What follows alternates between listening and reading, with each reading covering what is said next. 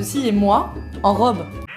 Je suis vraiment désolé pour ça, le coup du commencer une vidéo avec Manon Aubry, ceci et moi en robe. Je suis désolé pour les images que je vous ai mis dans la tête et celles que vous pouvez imaginer en extrapolant un peu. C'est immonde, c'est dégueulasse, je vous présente toutes mes excuses. Bon, j'ai fait une vidéo aujourd'hui, le gogolito gauchiste originel, là ce matin. Et t'as un poteau cactus piquant qui dit Manon Aubry, c'est pas elle qui voulait combattre les micro-cravates parce que c'est sexiste et misogyne, c'était en 2023. J'avais complètement oublié cette affaire. Et comme on est dimanche, les poteaux, on va un peu rigoler parce que le Front Populaire, parce que pas ma haine, parce que abat les fachos. Regardez-moi ce que cette grande intellectuelle de Manon Aubry nous a sorti en juillet 2023. Les micro-cravates, c'est sexiste, raciste, misogyne, patriarcat, tout ça, parce que pas ma haine. Et en dessous, on a une ingénieure du son qui lui répond. Ah, c'est des micro-lavaliers, enfin bon bref, vous allez voir, c'est du grand n'importe quoi, on est dimanche, on a le droit d'un peu rigoler, c'est parti! Ceci est moi, en robe. Putain, je suis vraiment désolé, je vais vous le remettre parce que c'est... Ah, ceci est moi en robe! Ah, Manon! Ah, ma petite Manon chérie. Voyez, ceci est un micro. Ceci est moi, en robe. Comment on fait dans ces cas-là? Eh bien, vous êtes obligé de passer le micro sous la robe. Vous à moitié à poil dans cette vidéo. Non. Et donc, après, vous l'accrochez. Vous à moitié à poil dans cette vidéo. Et donc, après, vous l'accrochez. Enfin, si vous y arrivez un peu mieux que moi. Voilà. Hop, on tire le fil, tout ça. Et maintenant, on fait quoi du boîtier? Pouf, par terre. Ouais, je sais ce que tu peux faire du boîtier, mais je peux pas le dire sur YouTube parce que c'est une lettre de l'alphabet. Entre le N, entre le P, pardon, et le R. Tu peux te le foutre entre le P et le R. Mais ouais, bon bref, désolé. Mais si vous bougez, et maintenant on fait quoi du boîtier? Tu te le mets entre le P et le R. Pouf, par terre. Mais si vous bougez, voilà. Et d'ailleurs, est-ce que vous savez comment s'appelle ce micro? Eh bien, ces micros, ça a tout un sens, ça s'appelle un micro-cravate. Micro-lavalier, mais on va voir encore après.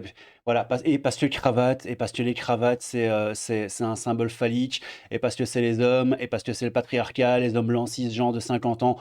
Les gars, le Front Populaire, hein, votez pour elle, hein, c'est la tête de liste, enfin c'était la tête de liste aux Européennes 2020. Putain, la tête, quoi! La tête de liste, ouais. Bon, allez, désolé. Vous savez comment s'appelle ce micro? C'est un micro-cravate. Eh bien, ces micros, Je me tais, pardon, désolé. ça a tout un sens, ça s'appelle un micro-cravate. Et donc, c'est peut-être que c'était un micro qui était fait par les hommes, parce que, bon, il n'y a pas beaucoup de femmes qui portent des cravates. Et donc, c'est des micros qui sont faits pour être portés sur des vestes. Autant vous dire que quand on est en robe comme ça, c'est pas vraiment tout à fait adapté. Donc, les micros, ce qu'il faut retenir, c'est que c'est sexiste. Je comprends pas comment, en 2023, il n'y a pas un super ingénieur qui a pas trouvé des micros qui sont des solutions, globalement, pour les femmes. Je vais lancer une pétition contre les micros sexistes. Ce sera ma bataille de la campagne de 2024. Votez pour moi contre les micros sexistes. Révolution! Quoi? Ouais, je pense que ça va rassembler. Voilà, c'était mon coup de gueule.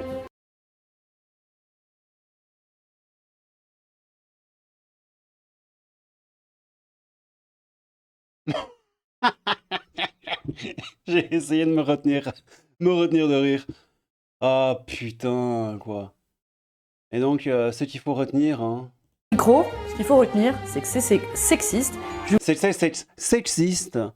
Ok, les micros sont sexistes. Bon alors, une ingénieure du son lui répond MDR. Bonjour Manon, je suis une femme et je suis ingénieur du son pour établir une meilleure information à vos abonnés.e.s.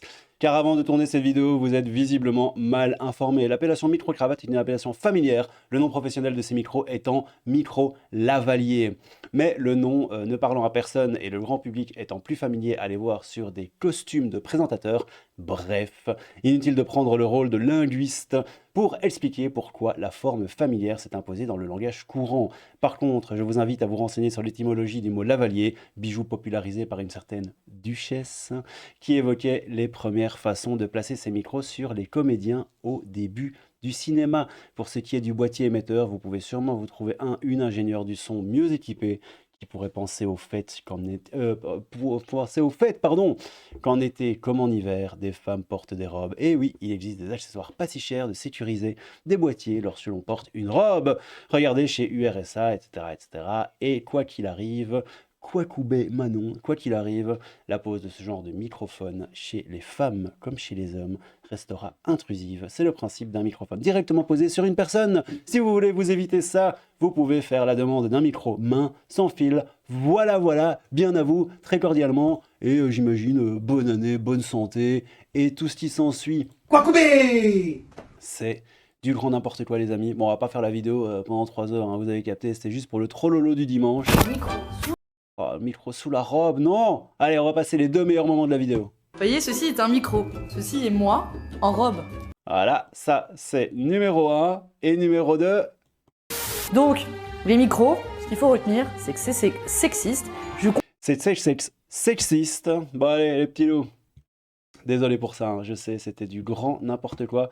Merci à Cactus Piquant, mon petit frérot, pour ce commentaire, ce magnifique commentaire qui m'a fait me rappeler de cette connerie interstellaire. Et on va vite regarder, vite fait peut-être si ce que les gens ont dit en dessous. Mais pourquoi détester les hommes alors qu'en se lavant juste un peu les cheveux, elle pourrait arriver à plaire? C'est pas gentil!